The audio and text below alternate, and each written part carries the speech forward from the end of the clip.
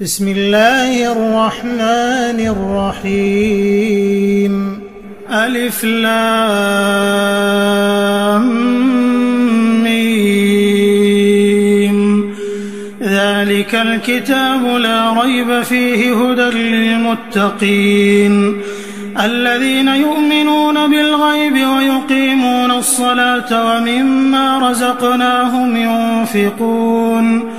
والذين يؤمنون بما أنزل إليك وما أنزل من قبلك وبالآخرة هم يوقنون أولئك على هدى من ربهم وأولئك هم المفلحون. إن الذين كفروا سواء عليهم أأنذرتهم أم لم تنذرهم لا يؤمنون.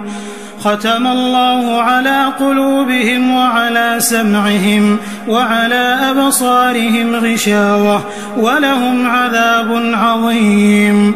ومن الناس من يقول آمنا بالله وباليوم الآخر وما هم بمؤمنين يخادعون الله والذين آمنوا وما يخدعون إلا أنفسهم وما يشعرون. في قلوبهم مرض فزادهم الله مرضا ولهم عذاب أليم بما كانوا يكذبون. وإذا قيل لهم لا تفسدوا في الأرض قالوا إنما نحن مصلحون ألا إنهم هم المفسدون ولكن لا يشعرون. وإذا قيل لهم آمنوا كما آمن الناس قالوا أنؤمن كما آمن السفهاء ألا إنهم هم السفهاء ولكن لا يعلمون. وإذا لقوا الذين آمنوا قالوا آمنا وإذا خلوا إلى شياطينهم قالوا إنا معكم إنما نحن مستهزئون. الله يستهزئ بهم ويمدهم في طغيانهم يعمهون. أولئك الذين اشتروا الضلالة بالهدى فما ربحت تجارتهم وما كانوا مهتدين. مثلهم كمثل الذي استوقد نارا فلما أضاءت ما حوله ذهب الله بنورهم وتركهم في ظلمات لا يبصرون. صم بكم عمي فهم لا يرجعون. أو كصيب من السماء فيه ظلمات ورعد وبرق يجعلون أصابعهم في آذانهم من الصواعق حذر الموت والله محيط بالكافرين. يكاد البرق يخطف أبصارهم كلما أضاء لهم مشوا فيه وإذا أظلم عليهم قاموا ولو شاء الله لذهب بسمعهم وأبصارهم إن الله على كل شيء قدير. يا أيها الناس اعبدوا ربكم الذي خلقكم والذين من قبلكم لعلكم تتقون الذي جعل لكم الأرض فراشا والسماء بناء وأنزل من السماء ماء فأخرج به من الثمرات رزقا لكم فلا تجعلوا لله أندادا وأنتم تعلمون. وإن كنتم في ريب مما نزلنا على عبدنا فأتوا بسورة من مثله وادعوا شهداءكم من دون الله إن كنتم صادقين.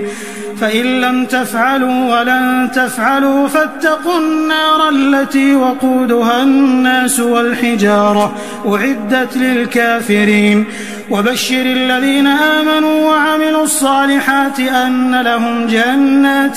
تجري من تحتها الأنهار كلما رزقوا منها من ثمرة رزقا قالوا هذا الذي رزقنا من قبل وأتوا به متشابها ولهم فيها أزواج مطهرة وهم فيها خالدون إن الله لا يستحيي أن يضرب مثلا ما بعوضة فما فوقها فأما الذين آمنوا فيعلمون أنه الحق من ربهم وأما الذين كفروا فيقولون ماذا أراد الله بهذا مثلا يضل به كثيرا ويهدي به كثيرا وما يضل به إلا الفاسقين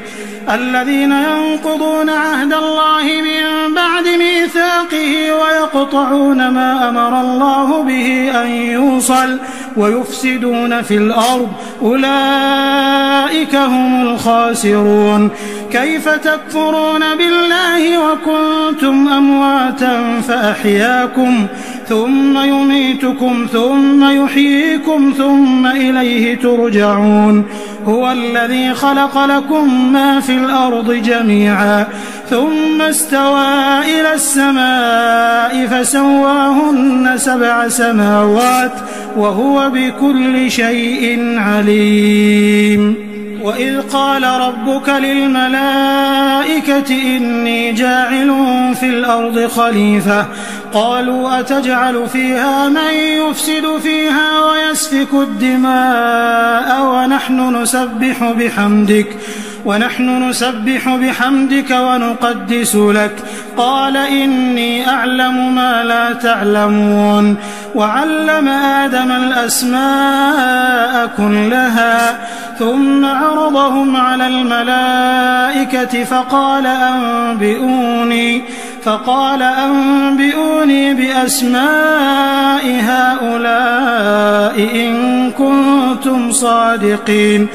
قالوا سبحانك لا علم لنا إلا ما علمتنا إنك أنت العليم الحكيم قال يا آدم أنبئهم بأسمائهم فلما أنبأهم بأسمائهم قال ألم أقل لكم إني أعلم غيب السماوات والأرض وأعلم ما تبدون وما كنتم تكتمون وإذ قلنا للملائكة اسجدوا لآدم فسجدوا إلا إبليس أبى واستكبر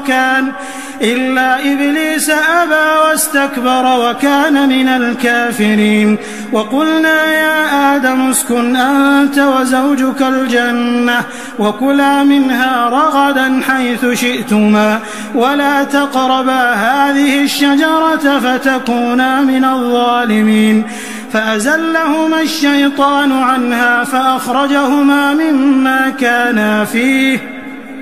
وقلنا اهبطوا بعضكم لبعض عدو ولكم في الأرض مستقر ومتاع إلى حين فتلقى آدم من ربه كلمات فتاب عليه إنه هو التواب الرحيم قلنا اهبطوا منها جميعا فإما يأتينكم مني هدى فمن تبع هداي فلا خوف عليهم ولا هم يحزنون والذين كفروا وكذبوا بآياتنا أولئك أصحاب النار هم فيها خالدون يا بني إسرائيل اذكروا نعمتي التي أنعمت عليكم وأوفوا بعهدي أوف بعهدكم وإياي فارهبون وآمنوا بما أنزلت مصدقا لما معكم ولا تكونوا أول كافر به ولا تشتروا بآياتي ثمنا قليلا وإياي فاتقون ولا تلبسوا الحق بالباطل وتكتموا الحق وأنتم تعلمون وأقيموا الصلاة وآتوا الزكاة واركعوا مع الراكعين أتأمرون الناس بالبر وتنسون أنفسكم وأنتم تتلون الكتاب أفلا تعقلون واستعينوا بالصبر والصلاة وإنها لكبيرة إلا على الخاشعين الذين يظنون أنهم ملاقو ربهم وأنهم إليه راجعون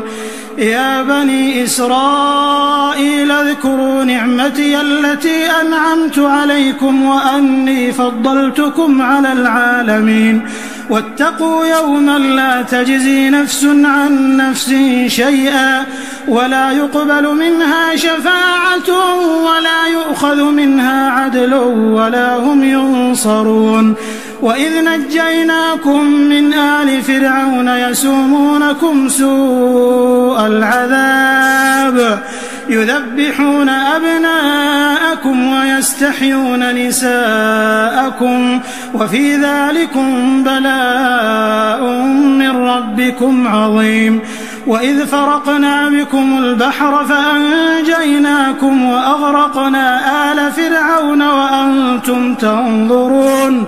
وإذ واعدنا موسى 40 ليلة ثم اتخذتم العجل من بعده وأنتم ظالمون ثم عفونا عنكم من بعد ذلك لعلكم تشكرون وإذ آتينا موسى الكتاب والفرقان لعلكم تهتدون وإذ قال موسى لقومه يا قوم إنكم ظلمتم أنفسكم باتخاذكم العجل فتوبوا إلى بارئكم فاقتلوا أنفسكم ذلكم خير لكم عند بارئكم فتاب عليكم إنه هو التواب الرحيم وإذ قلتم يا موسى لن نؤمن لك حتى نرى الله جهرة فأخذتكم الصاعقة وأنتم تنظرون ثم بعثناكم من بعد موتكم لعلكم تشكرون وظللنا عليكم الغمام وأنزلنا عليكم المن والسلوى كلوا من طيبات ما رزقناكم وما ظلمونا ولكن كانوا أنفسهم يظلمون وإذ قلنا ادخلوا هذه القرية فكلوا منها حيث شئتم رغدا وادخلوا الباب سجدا وقولوا حطة نغفر لكم خطاياكم وسنزيد المحسنين فبدل الذين ظلموا قولا غير الذي قيل لهم فأنزلنا على الذين ظلموا رجزا من السماء بما كانوا يفسقون وإذ استسقى موسى لقومه فقل اضرب بعصاك الحجر فانفجرت منه 12 عينا قد علم كل أناس مشربهم كلوا واشربوا من رزق الله ولا تعثوا في الأرض مفسدين وإذ قلتم يا موسى لن نصبر على طعام واحد فادع لنا ربك يخرج لنا مما تنبت الأرض من بقلها وقثائها وفومها وعدسها وبصلها قال أتستبدلون الذي هو أدنى بالذي هو خير اهبطوا مصرا فإن لكم ما سألتم وضربت عليهم الذلة والمسكنة وباءوا بغضب من الله ذلك بأنهم كانوا يكفرون بآيات الله ويقتلون النبيين بغير الحق ذلك بما عصوا وكانوا يعتدون إن الذين آمنوا والذين هادوا والنصارى والصابئين من آمن بالله واليوم الآخر وعمل صالحا فلهم أجرهم عند ربهم ولا خوف عليهم ولا هم يحزنون وإذ أخذنا ميثاقكم ورفعنا فوقكم الطور خذوا ما آتيناكم بقوة واذكروا ما فيه لعلكم تتقون ثم توليتم من بعد ذلك فلولا فضل الله عليكم ورحمته لكنتم من الخاسرين ولقد علمتم الذين اعتدوا منكم في السبت فقلنا لهم كونوا قردة خاسئين فجعلناها نكالا لما بين يديها وما خلفها وموعظة للمتقين. وإذ قال موسى لقومه إن الله يأمركم أن تذبحوا بقرة قالوا أتتخذنا هزوا قال أعوذ بالله أن أكون من الجاهلين قالوا ادع لنا ربك يبين لنا ما هي قال إنه يقول إنها بقرة لا فارض ولا بكر عوان بين ذلك فافعلوا ما تؤمرون قالوا ادع لنا ربك يبين لنا ما لونها قال إنه يقول إنها بقرة صفراء فاقع لونها تسر الناظرين قالوا ادع لنا ربك يبين لنا ما هي إن البقرة شابه علينا وإنا إن شاء الله لمهتدون قال إنه يقول إنها بقرة لا ذلول تثير الأرض ولا تسقي الحرث مسلمة لا شية فيها قالوا الآن جئت بالحق فذبحوها وما كادوا يفعلون وإذ قتلتم نفسا فادارأتم فيها والله مخرج ما كنتم تكتمون فقلنا اضربوه ببعضها كذلك يحيي الله الموتى ويريكم آياته لعلكم تعقلون ثم قست قلوبكم من بعد ذلك فهي كالحجارة أو أشد قسوة وإن من الحجارة لما يتفجر منه الأنهار وإن منها لما يشقق فيخرج منه الماء وإن منها لما يهبط من خشية الله وما الله بغافل عما تعملون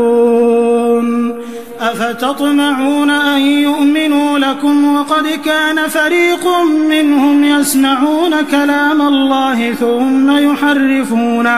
ثم يحرفونه من بعد ما عقلوه وهم يعلمون وإذا لقوا الذين آمنوا قالوا آمنا وإذا خلا بعضهم إلى بعض قالوا أتحدثونهم بما فتح الله عليكم ليحاجوكم به عند ربكم أفلا تعقلون أولا يعلمون أن الله يعلم ما يسرون وما يعلنون ومنهم أميون لا يعلمون الكتاب إلا أماني وإن هم إلا يظنون فويل للذين يكتبون الكتاب بأيديهم ثم يقولون هذا من عند الله ليشتروا به ثمنا قليلا فويل لهم مما كتبت أيديهم وويل لهم مما يكسبون وقالوا لن تمسنا النار إلا أياما معدودة قل أتخذتم عند الله عهدا فلن يخلف الله عهده أم تقولون على الله ما لا تعلمون بلى من كسب سيئة وأحاطت به خطيئته فأولئك أصحاب النار هم فيها خالدون والذين آمنوا وعملوا الصالحات أولئك أصحاب الجنة هم فيها خالدون وإذ أخذنا ميثاق بني إسرائيل لا تعبدون إلا الله وبالوالدين إحسانا وبالوالدين إحسانا وذي القربى واليتامى والمساكين وقولوا للناس حسنا وأقيموا الصلاة وآتوا الزكاة ثم توليتم إلا قليلا منكم وأنتم معرضون وإذ أخذنا ميثاقكم لا تسفكون دماءكم ولا تخرجون أنفسكم من دياركم ثم أقررتم وأنتم تشهدون ثم أنتم هؤلاء تقتلون أنفسكم وتخرجون فريقا منكم من ديارهم تظاهرون عليهم بالإثم والعدوان وإن يأتوكم أسارى تفادوهم وهو محرم عليكم إخراجهم أفتؤمنون ببعض الكتاب وتكفرون ببعض فما جزاء من يفعل ذلك منكم إلا خزي في الحياة الدنيا ويوم القيامة يردون إلى أشد العذاب وما الله بغافل عما تعملون أولئك الذين اشتروا الحياة الدنيا بالآخرة فلا يخفف عنهم العذاب ولا هم ينصرون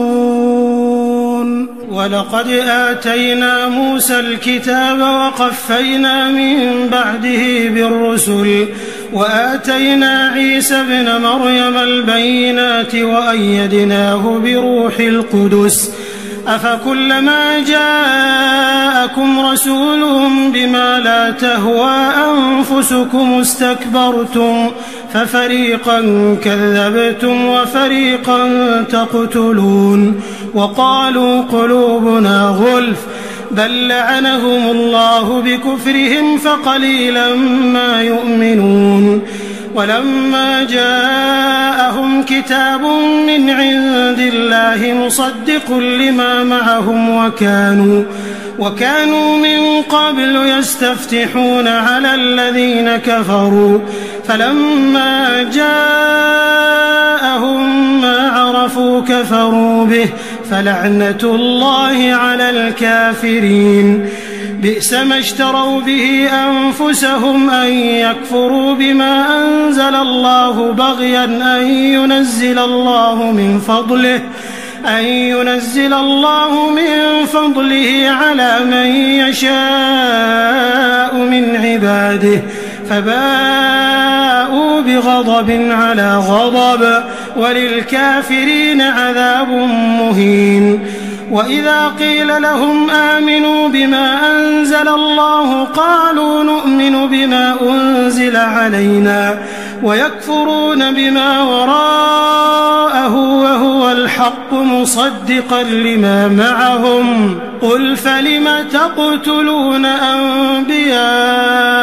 الله من قبل إن كنتم مؤمنين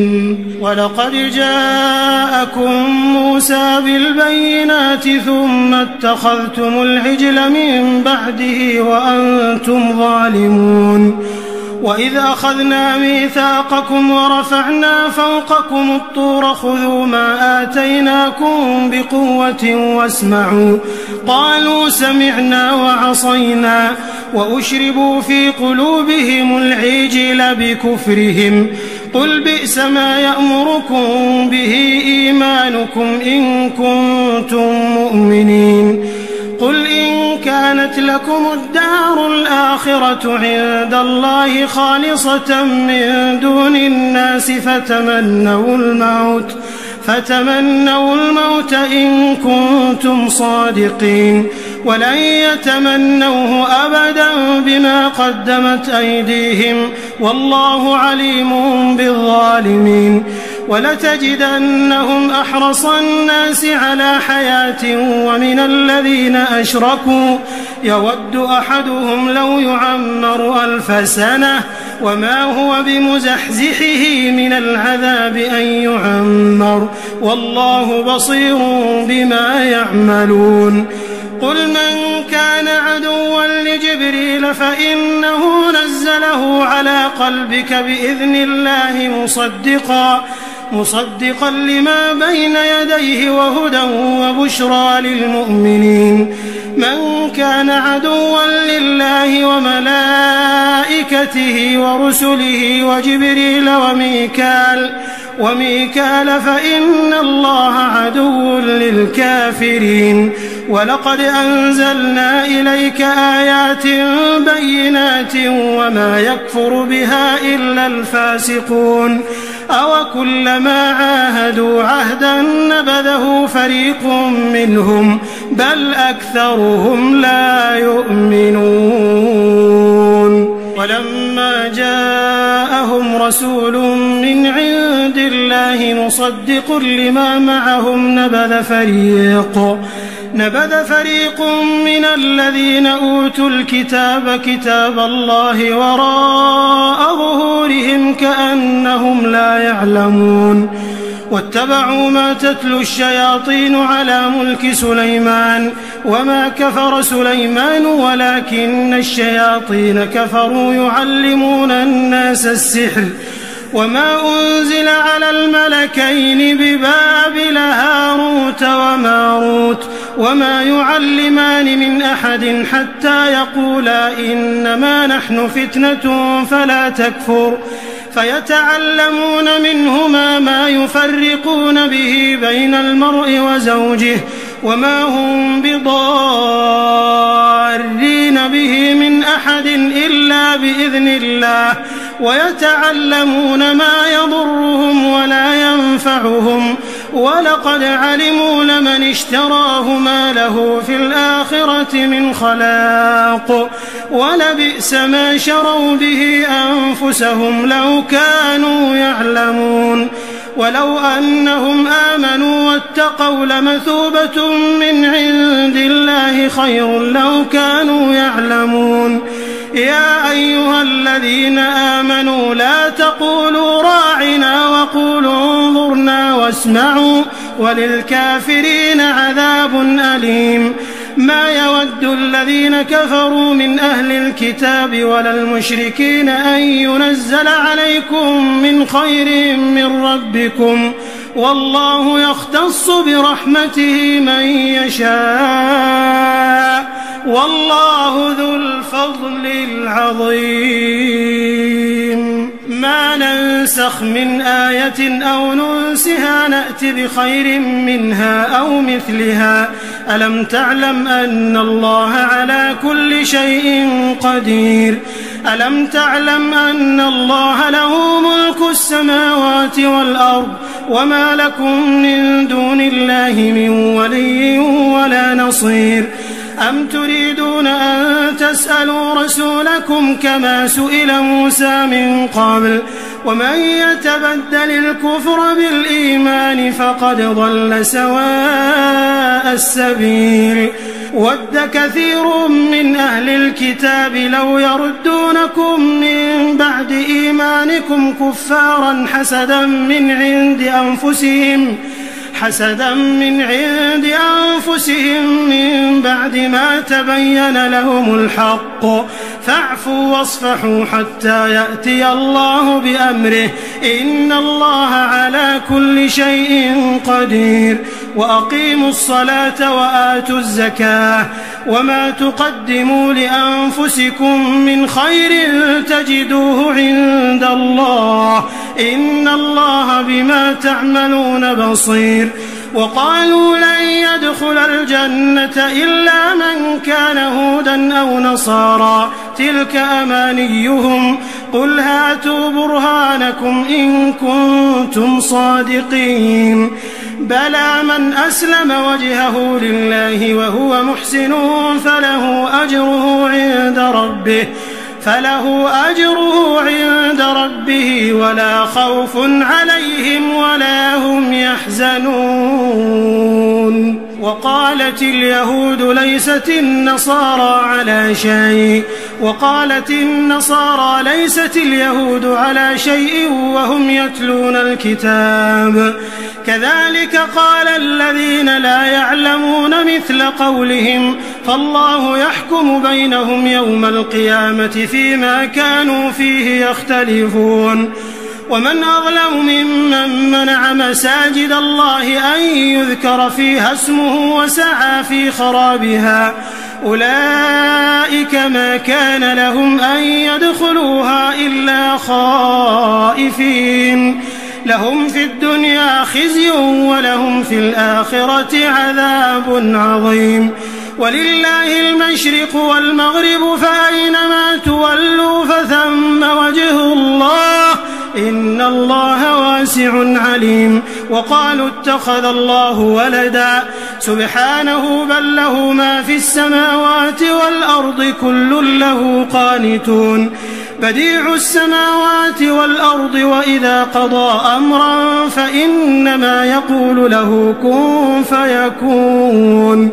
وقال الذين لا يعلمون لولا يكلمنا الله أو تأتينا آية كذلك قال الذين من قبلهم مثل قولهم تشابهت قلوبهم قد بينا الآيات لقوم يوقنون. إنا أرسلناك بالحق بشيرا ونذيرا ولا تسأل عن أصحاب الجحيم. ولن ترضى عنك اليهود ولا النصارى حتى تتبع ملتهم قل إن هدى الله هو الهدى ولئن اتبعت أهواءهم بعد الذي جاءك من العلم ما لك من الله من ولي ولا نصير. الذين آتيناهم الكتاب يتلونه حق تلاوته أولئك يؤمنون به ومن يكفر به فأولئك هم الخاسرون. يا بني إسرائيل اذكروا نعمتي التي أنعمت عليكم وأني فضلتكم على العالمين. واتقوا يوما لا تجزي نفس عن نفس شيئا ولا يقبل منها عدل ولا تنفعها شفاعة ولا هم ينصرون. وإذ ابتلى إبراهيم ربه بكلمات فأتمهم قال إني جاعلك للناس إماما قال ومن ذريتي قال لا ينال عهد الظالمين. وإذ جعلنا البيت مثابة للناس وأمنا واتخذوا من مقام إبراهيم مصلى وعهدنا إلى إبراهيم وإسماعيل أن طهرا بيتي للطائفين والعاكفين والركع السجود. وإذ قال إبراهيم رب اجعل هذا بلدا آمنا وارزق أهله من الثمرات من آمن منهم بالله واليوم الآخر قال ومن كفر فأمتعه قليلا ثم أضطره إلى عذاب النار وبئس المصير. وإذ يرفع إبراهيم القواعد من البيت وإسماعيل ربنا تقبل منا إنك أنت السميع العليم. ربنا واجعلنا مسلمين لك ومن ذريتنا أمة مسلمة لك وأرنا مناسكنا وتب علينا إنك أنت التواب الرحيم. ربنا وابعث فيهم رسولا منهم يتلو عليهم آياتك ويعلمهم الكتاب والحكمة ويزكيهم إنك أنت العزيز الحكيم. ومن يرغب عن ملة إبراهيم إلا من سفه نفسه ولقد اصطفيناه في الدنيا وإنه في الآخرة لمن الصالحين. إذ قال له ربه أسلم قال أسلمت لرب العالمين. ووصى بها إبراهيم بنيه ويعقوب يا بني إن الله اصطفى لكم الدين فلا تموتن إلا وأنتم مسلمون. أم كنتم شهداء إذ حضر يعقوب الموت إذ قال لبنيه ما تعبدون من بعدي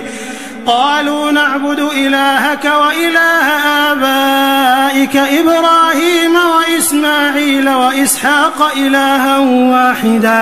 إلها واحدا ونحن له مسلمون. تلك أمة قد خلت لها ما كسبت ولكم ما كسبتم ولا تسألون عما كانوا يعملون. وقالوا كونوا هودا أو نصارى تهتدوا قل بل ملة إبراهيم حنيفا وما كان من المشركين. قولوا آمنا بالله وما أنزل إلينا وما أنزل إلى إبراهيم وإسماعيل وإسحاق ويعقوب والأسباط وما أوتي موسى وعيسى وما أوتي النبيون من ربهم لا نفرق بين أحد منهم ونحن له مسلمون.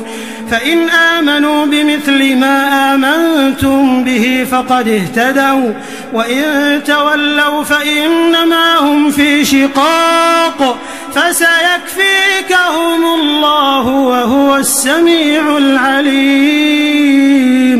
صبغة الله ومن أحسن من الله صبغة ونحن له عابدون. قل أتحاجوننا في الله وهو ربنا وربكم ولنا أعمالنا ولكم أعمالكم ونحن له مخلصون. أم تقولون إن إبراهيم وإسماعيل وإسحاق ويعقوب والأسباط كانوا هودا أو نصارى قل أأنتم أعلم أم الله ومن أظلم ممن كتم شهادة عنده من الله وما الله بغافل عما تعملون. تلك أمة قد خلت لها ما كسبت ولكم ما كسبتم ولا تسألون عما كانوا يعملون. سيقول السفهاء من الناس ما ولاهم عن قبلتهم التي كانوا عليها قل لله المشرق والمغرب يهدي من يشاء إلى صراط مستقيم. وكذلك جعلناكم أمة وسطا لتكونوا شهداء على الناس ويكون الرسول عليكم شهيدا. وما جعلنا القبلة التي كنت عليها إلا لنعلم من يتبع الرسول ممن ينقلب على عقبيه وإن كانت لكبيرة إلا على الذين هدى الله وما كان الله ليضيع إيمانكم إن الله بالناس لرؤوف رحيم. قد نرى تقلب وجهك في السماء فلنولينك قبلة ترضاها فول وجهك شطر المسجد الحرام وحيث ما كنتم فولوا وجوهكم شطره وإن الذين أوتوا الكتاب ليعلمون أنه الحق من ربهم وما الله بغافل عما يعملون. ولئن أتيت الذين أوتوا الكتاب بكل آية ما تبعوا قبلتك وما أنت بتابع قبلتهم وما بعضهم بتابع قبلة بعض. ولئن اتبعت أهواءهم من بعد ما جاءك من العلم إنك إذا لمن الظالمين. الذين آتيناهم الكتاب يعرفونه كما يعرفون أبناءهم وإن فريقا منهم ليكتمون الحق وهم يعلمون. الحق من ربك فلا تكونن من الممترين ولكل وجهة هو موليها فاستبقوا الخيرات أينما تكونوا يأت بكم الله جميعا إن الله على كل شيء قدير ومن حيث خرجت فول وجهك شطر المسجد الحرام وإنه للحق من ربك وما الله بغافل عما تعملون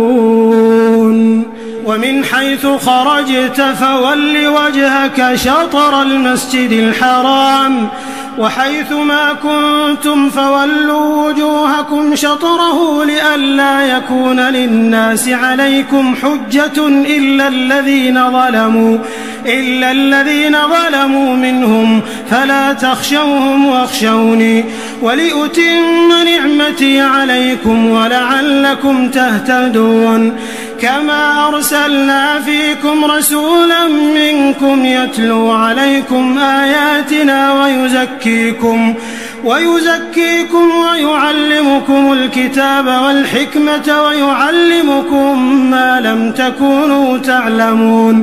فاذكروني أذكركم واشكروا لي ولا تكفرون يا أيها الذين آمنوا استعينوا بالصبر والصلاة إن الله مع الصابرين ولا تقولوا لمن يقتل في سبيل الله أموات بل أحياء ولكن لا تشعرون ولنبلونكم بشيء من الخوف والجوع ونقص من الأموال والأنفس والثمرات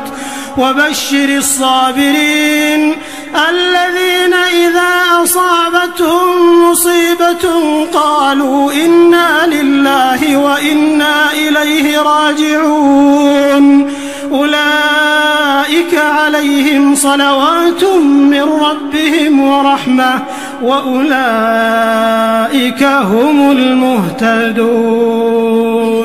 إن الصفا والمروة من شعائر الله فمن حج البيت أو اعتمر فلا جناح عليه أن يطوف بهما ومن تطوع خيرا فإن الله شاكر عليم إن الذين يكتمون ما أنزلنا من البينات والهدى من بعد ما بيناه للناس في الكتاب أولئك يلعنهم الله ويلعنهم اللاعنون إلا الذين تابوا وأصلحوا وبينوا فأولئك أتوب عليهم وأنا التواب الرحيم إن الذين كفروا وماتوا وهم كفار أولئك عليهم لعنة الله والملائكة والناس أجمعين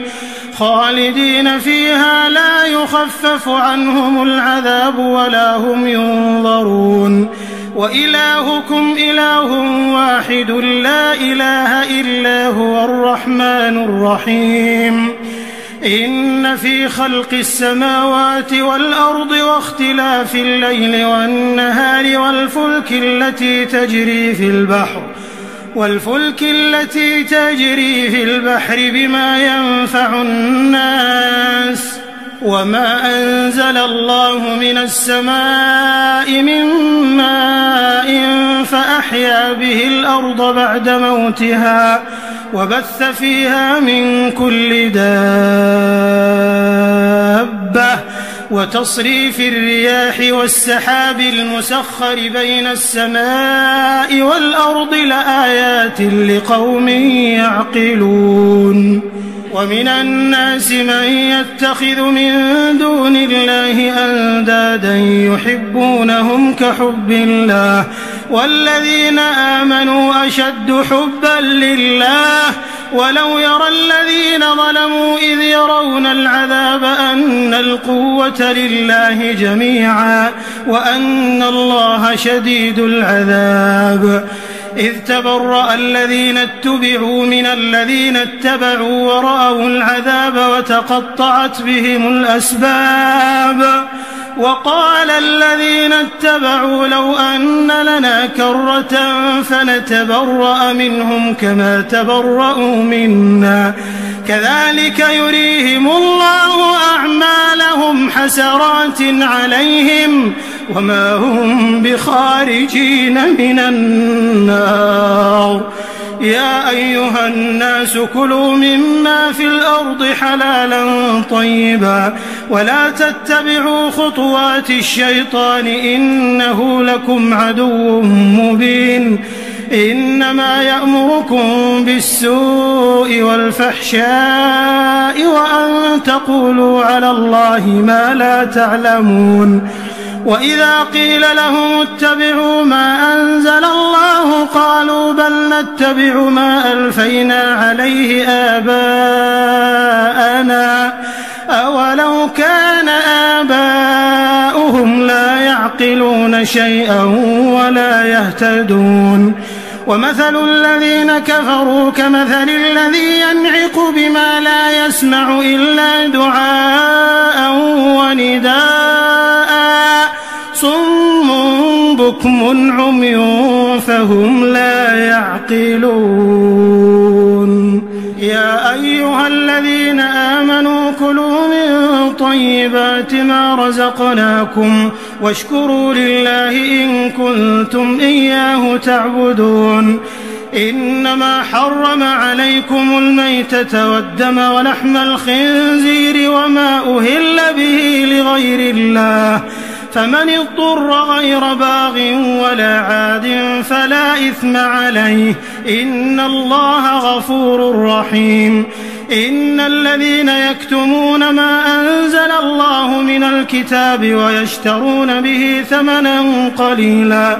أولئك ما يأكلون في بطونهم إلا النار ولا يكلمهم الله يوم القيامة ولا يزكيهم ولهم عذاب أليم. أولئك الذين اشتروا الضلالة بالهدى والعذاب بالمغفرة فما أصبرهم على النار ذلك بأن الله نزل الكتاب بالحق وإن الذين اختلفوا في الكتاب لفي شقاق بعيد.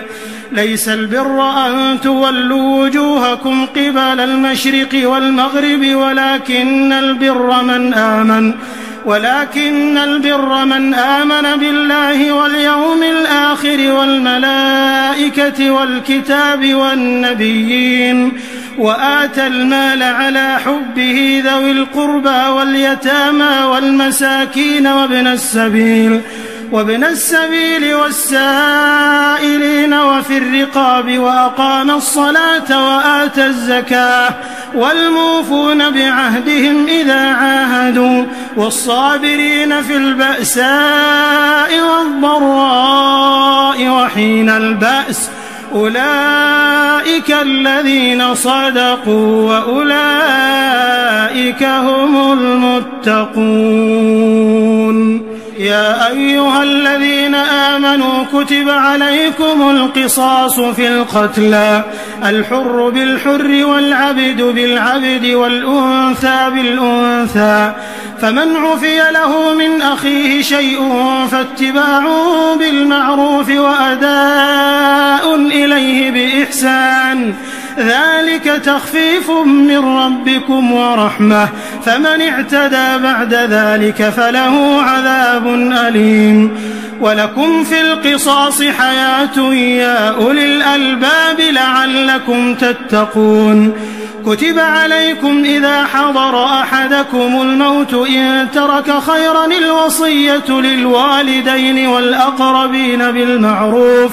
حقا على المتقين فمن بدله بعدما سمعه فإنما إثمه على الذين يبدلونه إن الله سميع عليم. فمن خاف من موص جنفا أو إثما فأصلح بينهم فلا إثم عليه إن الله غفور رحيم.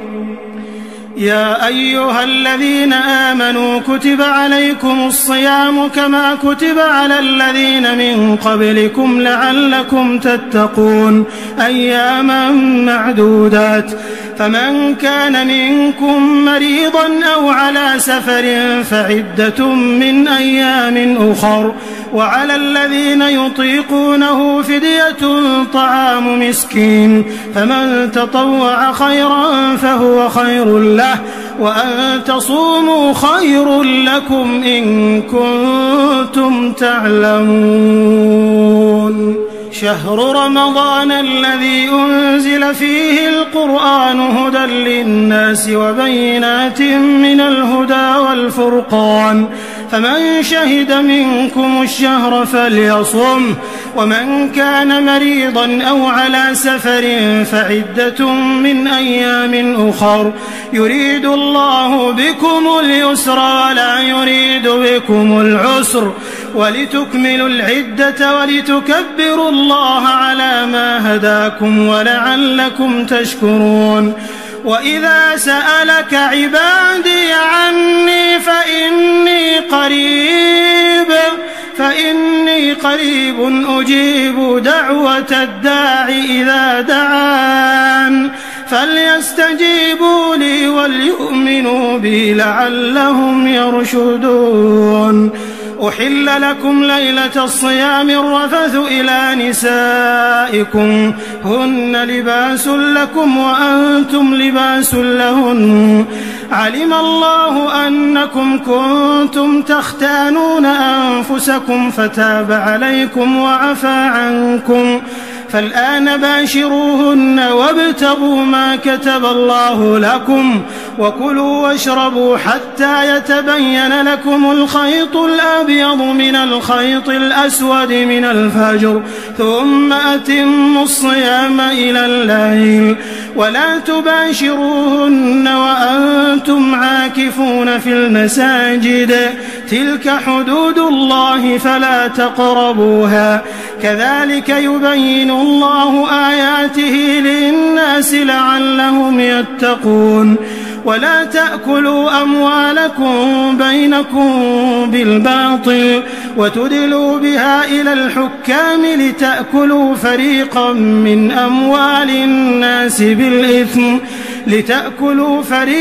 من أموال الناس بالإثم وأنتم تعلمون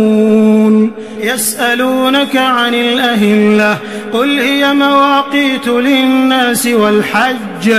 وليس البر بأن تأتوا البيوت من ظهورها ولكن البر من اتقى وأتوا البيوت من أبوابها واتقوا الله لعلكم تفلحون وقاتلوا في سبيل الله الذين يقاتلونكم ولا تعتدوا إن الله لا يحب المعتدين وقتلوهم حيث ثقفتموهم وأخرجوهم من حيث أخرجوكم والفتنة أشد من القتل ولا تقاتلوهم عند المسجد الحرام حتى يقاتلوكم فيه فإن قاتلوكم فاقتلوهم كذلك جزاء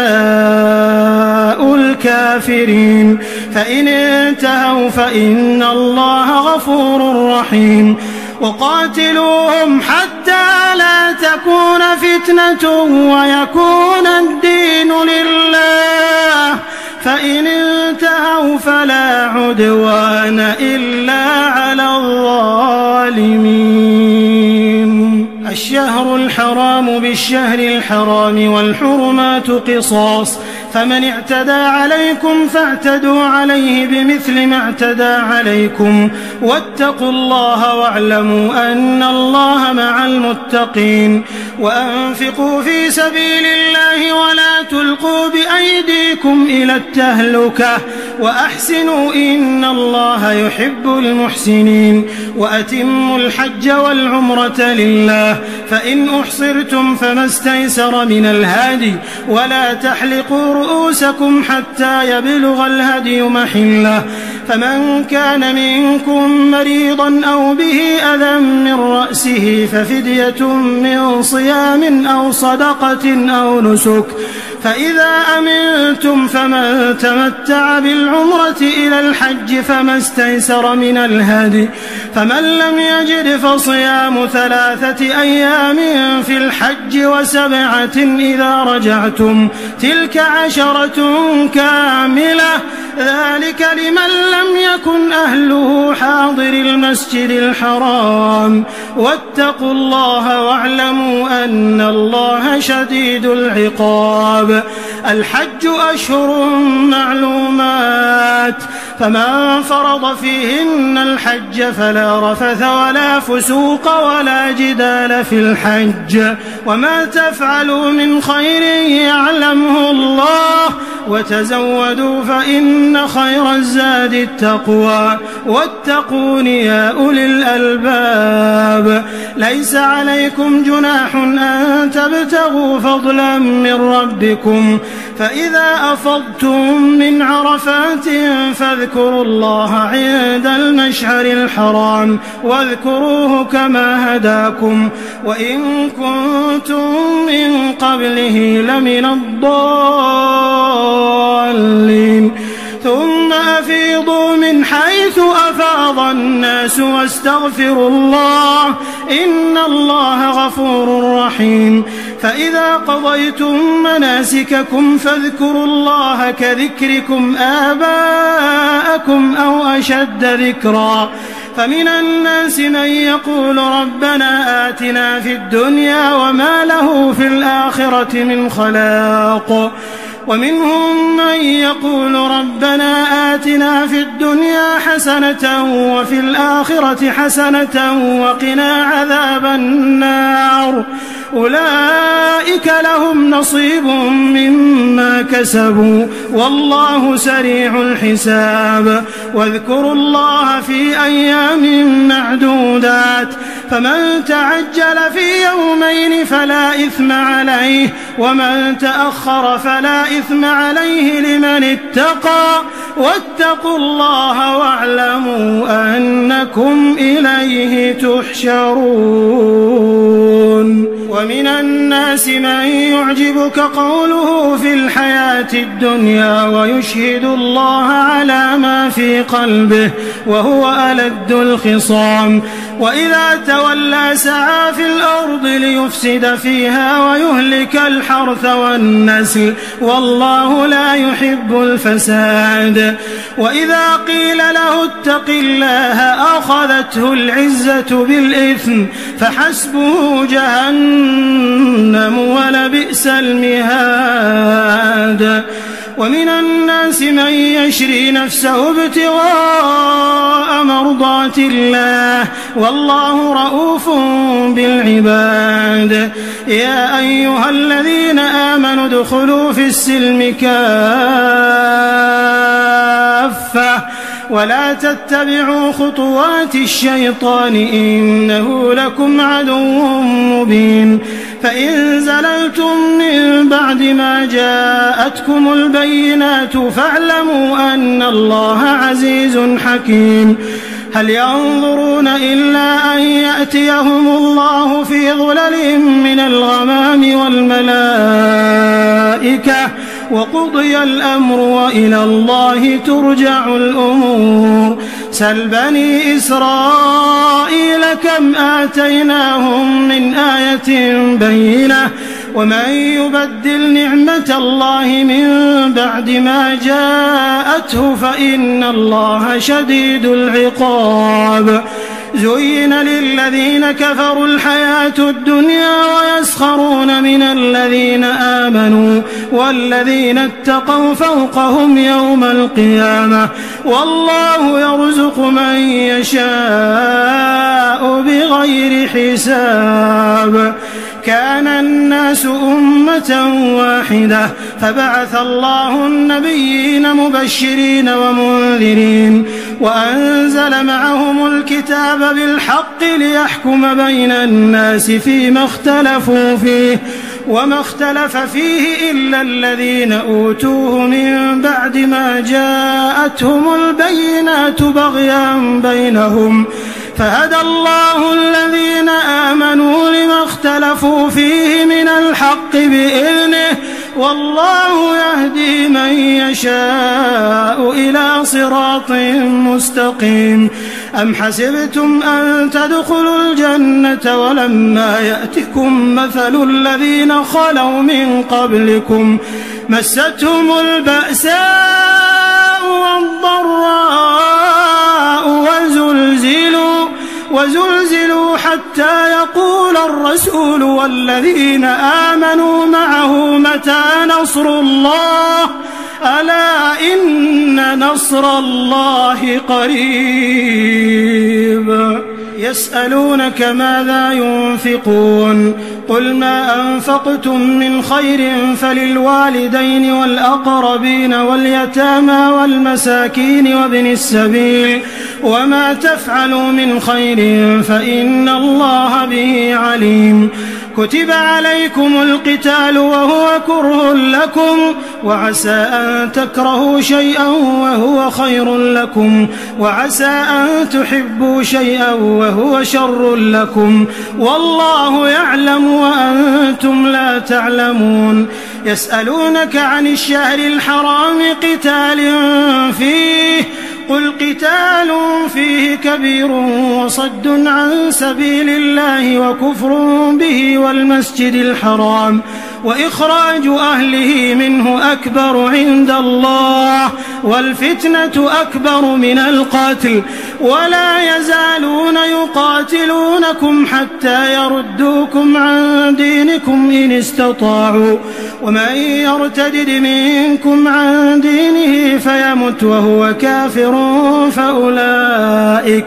فأولئك حبطت أعمالهم في الدنيا والآخرة وأولئك أصحاب النار هم فيها خالدون. إن الذين آمنوا والذين هاجروا وجاهدوا في سبيل الله أولئك يرجون رحمة الله والله غفور رحيم. يسألونك عن الخمر والميسر قل فيهما إثم كبير ومنافع للناس وإثمهما أكبر من نفعهما ويسألونك ماذا ينفقون قل العفو كذلك يبين الله لكم الآيات لعلكم تتفكرون في الدنيا والآخرة. ويسألونك عن اليتامى قل إصلاح لهم خير وإن تخالطوهم فإخوانكم والله يعلم المفسد من المصلح ولو شاء الله لأعنتكم إن الله عزيز حكيم. ولا تنكحوا المشركات حتى يؤمنوا ولأمة مؤمنة خير من مشركة ولو أعجبتكم ولا تنكحوا المشركين حتى يؤمنوا ولعبد مؤمن خير من مشرك ولو أعجبكم أولئك يدعون إلى النار والله يدعو إلى الجنة والمغفرة بإذنه ويبين آياته للناس لعلهم يتذكرون. ويسألونك عن المحيض قل هو أذى فاعتزلوا النساء في المحيض ولا تقربوهن حتى يطهرن فإذا تطهرن فأتوهن من حيث أمركم الله إن الله يحب التوابين ويحب المتطهرين. نساؤكم حرث لكم فأتوا حرثكم أنى شئتم وقدموا لأنفسكم واتقوا الله واعلموا أنكم ملاقوه وبشر المؤمنين. ولا تجعلوا الله عرضة لأيمانكم أن تبروا وتتقوا وتصلحوا بين الناس والله سميع عليم. لا يؤاخذكم الله باللغو في أيمانكم ولكن يؤاخذكم بما كسبت قلوبكم والله غفور حليم. للذين يؤلون من نسائهم تربص 4 أشهر فإن فاءوا فإن الله غفور رحيم وإن عزموا الطلاق فإن الله سميع عليم. والمطلقات يتربصن بأنفسهن 3 قروء ولا يحل لهن أن يكتمن ما خلق الله في أرحامهن إن كن يؤمن بالله واليوم الآخر وبعولتهن أحق بردهن في ذلك إن أرادوا إصلاحا ولهن مثل الذي عليهن بالمعروف وللرجال عليهن درجة والله عزيز حكيم. الطلاق 2 فإمساك بمعروف أو تسريح بإحسان ولا يحل لكم أن تأخذوا مما آتيتموهن شيئا إلا أن يخافا ألا يقيما حدود الله فإن خفتم ألا يقيما حدود الله فلا جناح عليهما فيما افتدت به تلك حدود الله فلا تعتدوها ومن يتعد حدود الله فأولئك هم الظالمون. فإن طلقها فلا تحل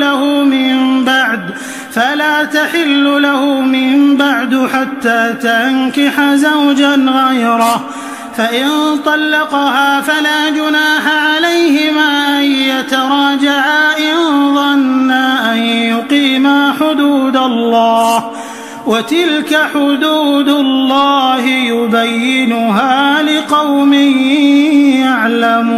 يعلمون. وإذا طلقتم النساء فبلغن أجلهن فأمسكوهن بمعروف أو سرحوهن بمعروف ولا تمسكوهن ضرارا لتعتدوا ومن يفعل ذلك فقد ظلم نفسه. ولا تتخذوا آيات الله هزوا واذكروا نعمة الله عليكم وما أنزل عليكم من الكتاب والحكمة يعظكم به واتقوا الله واعلموا أن الله بكل شيء عليم. وإذا طلقتم النساء فبلغن أجلهن فلا تعضلوهن أن ينكحن أزواجهن إذا تراضوا بينهم بالمعروف ذلك يوعظ به من كان منكم يؤمن بالله واليوم الآخر ذلكم أزكى لكم وأطهر والله يعلم وأنتم لا تعلمون. والوالدات يرضعن أولادهن حولين كاملين لمن أراد أن يتم الرضاعة وعلى المولود له رزقهن وكسوتهن بالمعروف لا تكلف نفس إلا وسعها لا تضار والدة بولدها ولا مولود له بولده وعلى الوارث مثل ذلك فإن أرادا فصالا عن تراض منهما وتشاور فلا جناح عليهما. وإن أردتم أن تسترضعوا أولادكم فلا جناح عليكم إذا سلمتم ما آتيتم بالمعروف واتقوا الله واعلموا أن الله بما تعملون بصير.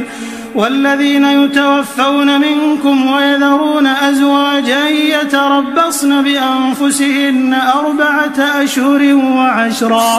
فإذا بلغن أجلهن فلا جناح عليكم فيما فعلن في أنفسهن بالمعروف والله بما تعملون خبير ولا جناح عليكم فيما عرضتم به من خطبة النساء أو أكننتم في أنفسكم علم الله أنكم ستذكرونهن ولكن لا تواعدوهن سرا إلا أن تقولوا قولا معروفا ولا تعزموا عقدة النكاح حتى يبلغ الكتاب أجله واعلموا أن الله يعلم ما في أنفسكم فاحذروه واعلموا أن الله غفور حليم لا جناح عليكم إن طلقتم النساء ما لم تمسوهن أو تفرضوا لهن فريضة ومتعوهن على الموسع قدره وعلى المقتر قدره متاعا بالمعروف حقا على المحسنين وإن طلقتموهن من قبل أن تمسوهن وقد فرضتم لهن فريضة فنصف ما فرضتم إلا أن يعفون أو يعفو الذي بيده عقدة النكاح وأن تعفوا أقرب للتقوى ولا تنسوا الفضل بينكم إن الله بما تعملون بصير حافظوا على الصلوات والصلاة الوسطى وقوموا لله قانتين فإن خفتم فرجالا أو ركبانا فإذا أمنتم فاذكروا الله كما علمكم ما لم تكونوا تعلمون والذين يتوفون منكم ويذرون أزواجا وصية لأزواجهم متاعا إلى الحول غير إخراج فإن خرجن فلا جناح عليكم فيما فعلن في أنفسهن من معروف والله عزيز حكيم وللمطلقات متاع بالمعروف حقا على المتقين كذلك يبين الله لكم آياته لعلكم تعقلون ألم تر إلى الذين خرجوا من ديارهم وهم ألوف حذر الموت فقال لهم الله موتوا ثم أحياهم إن الله لذو فضل على الناس ولكن أكثر الناس لا يشكرون وقاتلوا في سبيل الله واعلموا أن الله سميع عليم من ذا الذي يقرض الله قرضا حسنا فيضاعفه له أضعافا كثيرة والله يقبض ويبسط وإليه ترجعون ألم تر إلى الملأ من بني إسرائيل من بعد موسى إذ قالوا لنبي له مبعث لنا ملكا نقاتل في سبيل الله قال هل عسيتم إن كتب عليكم القتال ألا تقاتلوا قالوا وما لنا ألا نقاتل في سبيل الله وقد أخرجنا من ديارنا وأبنائنا فلما كتب عليهم القتال تولوا إلا قليلا منهم والله عليم بالظالمين وقال لهم نبيهم إن الله قد بعث لكم طالوت ملكا قالوا أنى يكون له الملك علينا ونحن أحق بالملك منه ولم يؤت سعة من المال قال إن الله اصطفاه عليكم وزاده بسطة في العلم والجسم والله يؤتي ملكه من يشاء والله واسع عليم وقال لهم نبيهم إن آية ملكه أن يأتيكم التابوت فيه سكينة من ربكم وبقية مما ترك آل موسى وآل هارون تحمله الملائكة إن في ذلك لآية لكم إن كنتم مؤمنين. فلما فصل طالوت بالجنود قال إن الله مبتليكم بنهر فمن شرب منه فليس مني ومن لم يطعمه فإنه مني إلا من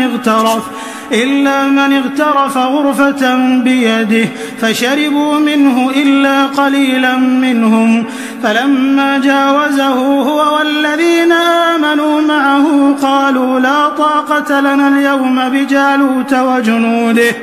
قال الذين يظنون أنهم ملاقو الله كم من فئة قليلة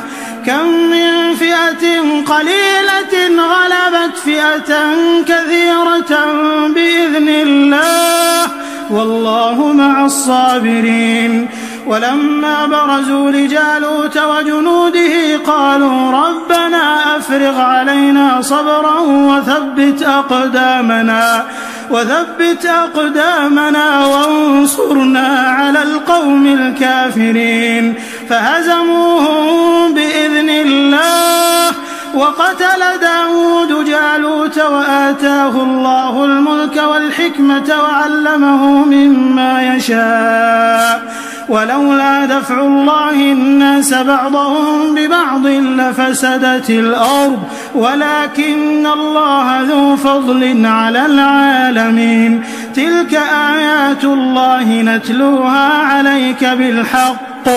وإنك لمن المرسلين. تلك الرسل فضلنا بعضهم على بعض منهم من كلم الله ورفع بعضهم درجات وآتينا عيسى ابن مريم البينات وأيدناه بروح القدس ولو شاء الله ما اقتتل الذين من بعدهم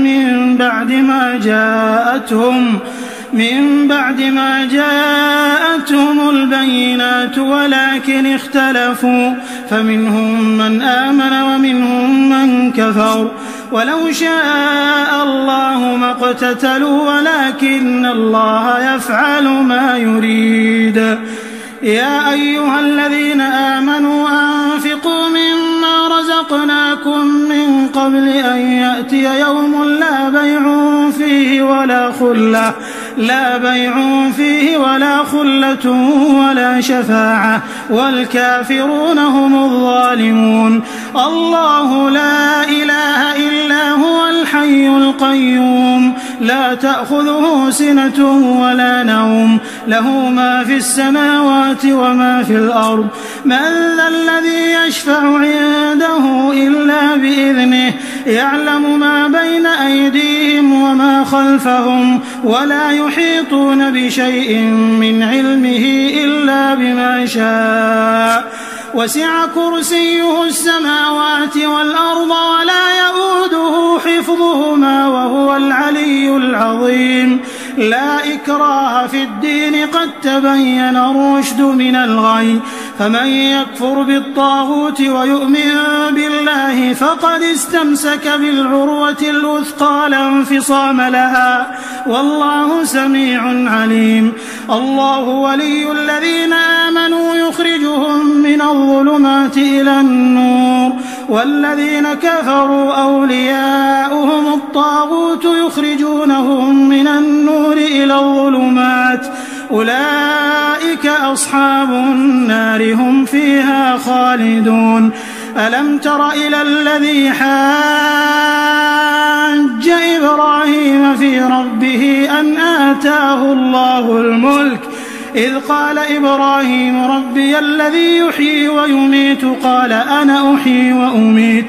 قال إبراهيم فإن الله يأتي بالشمس من المشرق فأت بها من المغرب فبهت الذي كفر والله لا يهدي القوم الظالمين. أو كالذي مر على قرية وهي خاوية على عروشها قال أنى يحيي هذه الله بعد موتها فأماته الله 100 عام ثم بعثه قال كم لبثت قال لبثت يوما أو بعض يوم قال بل لبثت 100 عام فانظر إلى طعامك وشرابك لم يتسنه وانظر إلى حمارك ولنجعلك آية للناس وانظر إلى العظام كيف ننشزها ثم نكسوها لحما فلما تبين له قال أعلم أن الله على كل شيء قدير. وإذ قال إبراهيم رب أرني كيف تحيي الموتى قال أولم تؤمن قال بلى ولكن ليطمئن قلبي قال فخذ 4 من الطير فصرهن إليك ثم اجعل على كل جبل منهن جزءا ثم ادعهن يأتينك سعيا واعلم أن الله عزيز حكيم. مثل الذين ينفقون أموالهم في سبيل الله كمثل حبة أنبتت 7 سنابل في كل سنبلة 100 حبة والله يضاعف لمن يشاء والله واسع عليم. الذين ينفقون أموالهم في سبيل الله ثم لا يتبعون ما أنفقوا منا ولا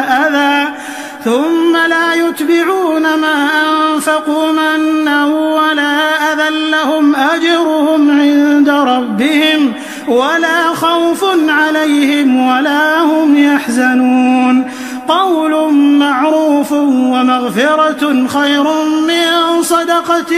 يتبعها أذى والله غني حليم. يا أيها الذين آمنوا لا تبطلوا صدقاتكم بالمن والأذى كالذي ينفق ماله رئاء الناس ولا يؤمن بالله واليوم الآخر فمثله كمثل صفوان عليه تراب فأصابه وابل فتركه صلدا لا يقدرون على شيء مما كسبوا والله لا يهدي القوم الكافرين. ومثل الذين ينفقون أموالهم ابتغاء مرضات الله وتثبيتا من أنفسهم كمثل جنة بربوة أصابها وابل فآتت أكلها ضعفين فإن لم يصبها وابل فطل والله بما تعملون بصير. أيود أحدكم أن تكون له جنة من نخيل وأعناب تجري من تحتها الأنهار له فيها من كل الثمرات وأصابه الكبر وله ذرية ضعفاء فأصابها إعصار فيه نار فاحترقت كذلك يبين الله لكم الآيات لعلكم تتفكرون. يا أيها الذين آمنوا أنفقوا من طيبات ما كسبتم ومما أخرجنا لكم من الأرض ولا تيمموا الخبيث منه تنفقون ولستم بآخذيه إلا أن تغمضوا فيه واعلموا أن الله غني حميد. الشيطان يعدكم الفقر ويأمركم بالفحشاء والله يعدكم مغفرة منه وفضلا والله واسع عليم يؤتي الحكمة من يشاء ومن يؤت الحكمة فقد أوتي خيرا كثيرا وما يذكر إلا أولو الألباب وما أنفقتم من نفقة أو نذرتم من نذر فإن الله يعلمه وما للظالمين من أنصار إن تبدوا الصدقات فنعما هي وإن تخفوها وتؤتوها الفقراء فهو خير لكم ويكفر عنكم من سيئاتكم والله بما تعملون خبير ليس عليك هداهم ولكن الله يهدي من يشاء وما تنفقوا من خير فلأنفسكم وما تنفقون إلا ابتغاء وجه الله وما تنفقوا من خير يوفى إليكم وأنتم لا تظلمون للفقراء الذين أحصروا في سبيل الله لا يستطيعون ضربا في الأرض يحسبهم الجاهل أغنياء من التعفف تعرفهم بسيماهم لا يسألون الناس إلحافا وما تنفقوا من خير فإن الله به عليم الذين ينفقون أموالهم بالليل والنهار سرا وعلانية فلهم أجرهم عند ربهم ولا خوف عليهم ولا هم يحزنون الذين يأكلون الربا لا يقومون إلا كما يقوم الذي يتخبطه الشيطان من المس ذلك بأنهم قالوا إنما البيع مثل الربا وأحل الله البيع وحرم الربا فمن جاءه موعظة من ربه فانتهى فله ما سلف وأمره إلى الله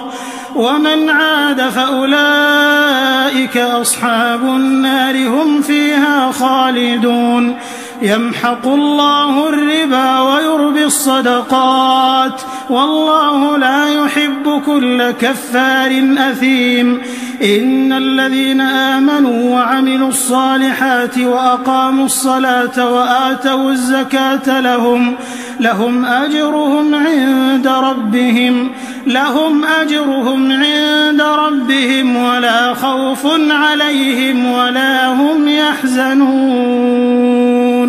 يا أيها الذين آمنوا اتقوا الله وذروا ما بقي من الربا إن كنتم مؤمنين فإن لم تفعلوا فأذنوا بحرب من الله ورسوله وإن تبتم فلكم رؤوس أموالكم لا تظلمون ولا تظلمون وإن كان ذو عسرة فنظرة إلى ميسرة وأن تصدقوا خير لكم إن كنتم تعلمون واتقوا يوما ترجعون فيه إلى الله